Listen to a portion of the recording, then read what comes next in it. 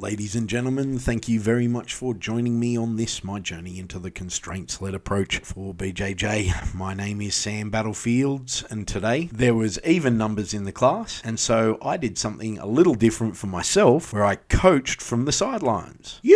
Initially it was just Will and Ridwan, and so I was going to join in. We started with boxing tag, and then Aaron came in, and then not long after Aaron came in, Paul came in. So we ended up having an even number of people in the class. Part of what I discovered from yesterday's class, when people had the single leg wrapped up tight, with legs controlling the calf as well, it was much more difficult to get out of that before being taken down. So part of my goal today was to see if I could get the guys to get their shins on the top of the person's thigh, and that was a target objective, and the person holding the leg, well, their goal was just to hold on to it for as long as possible. What I was really looking from this was framing off the head in order to facilitate that movement. What emerged from this was some really good angles where people would frame off and then get their foot out, or there was an alternative that worked for Will. Probably wouldn't have worked for Ridwan, but it was awesome because Ridwan picked it from what Will was doing and asked if that was a viable option. So it gave the opportunity to discuss personal constraints, such as the affordances that are available to a tall person might not be the same as are available to a shorter person. I was really trying to pare back a whole heap of those games from yesterday to their core principles. The reason being, I felt like yesterday that a whole heap of the games had a significant amount of affordances, and considering I had Aaron in the class, I wanted to make sure that he was getting as much out of it as possible. So for the guard game, we started in close guard, and the goal was for the person on the bottom to make them plant their hands on the floor. It didn't matter if it was one or two of them, just get it on the floor. The person on top, their goal was to pass to side control. However, they weren't allowed to post on the floor. I also stipulated, because I didn't want to see people face plant like yesterday, that a post on the hand is equal to one on the elbow, is equal to one on the shoulder, and is equal to one on the head. So if you are going over and you slam your head into the ground because you want to win, you still lose, and now you're face planted. For the control portion of the game, I wanted to put the chalk theory into effect. And so the game began in the most controlled manner, where the near side arm, the one closest to the legs, was absolutely pinned by both the ankles.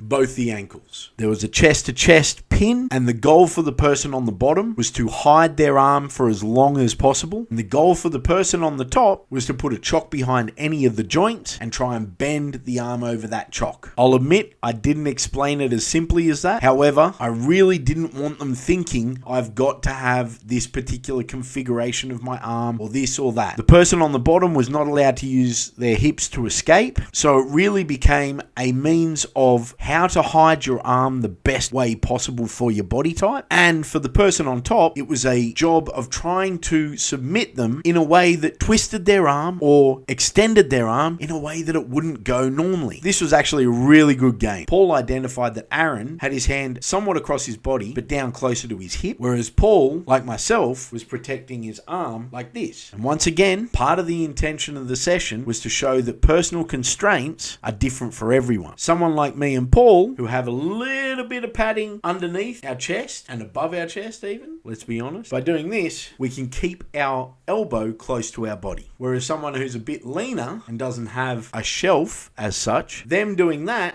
means that their elbow is sitting away from their body. So keeping it a bit lower means his elbow is closer. It was really cool to see this self-organization around a very pivotal part of what would be required for the chalk theory to take effect, which is, of course, separating and isolating the limb from the body by using the elbow as the leverage point. A couple of cool things I saw today, being that I was able to witness the entire class because I wasn't partaking. Ridwan was starting to really get that he needed to commit to something that committed them to the momentum that he needed to do the counter to that momentum. Eventually, a hip bump sweep after a series of events. I was really stoked to see this hip bump, as I could see that Ridwan was was experimenting throughout this role. Another thing I really like to see was that Will was very happy to start standing, and he did some awesome reversals, and something that he came up to me later and said, just setting up the underhook was revolutionizing his game. And considering I'd spent quite a lot of time in the last month explaining the importance of underhooks, I was stoked as a coach. A couple of things I probably would have done different. Some of my insight sessions I think are going too long. I have mentioned this before. I would like to fix it, and I'm not sure how. I think sometimes the guys get in their own feelings about it, which is not their fault as such, but it's hard to understand what they're experiencing because now they don't even have the language of the jiu-jitsu guys to explain to me what's going on. This is something I have to figure out, and I am focused on it. I'm also working very, very hard on a piece of software that I'm hoping will revolutionize the curriculum aspect of coaching CLA. As I put him and Aaron together at the end of the session for the last roll of the day, I did kick myself a little bit because I knew that they were going to clash really hard, and Paul doesn't give any quarter, so I kept a close eye on them. And afterwards I said to Paul, from now on, anyone that's new to the gym, I want him to start underneath as a task constraint moving forward so that he can learn how to get on top while under someone that's less experienced but giving full resistance. And I explained to Aaron that when new people come in the future, that he should be considering the same. If you'd like to know more, go to battlefieldsgrappling.com.au and fill in the form. Everyone else, like, comment, subscribe.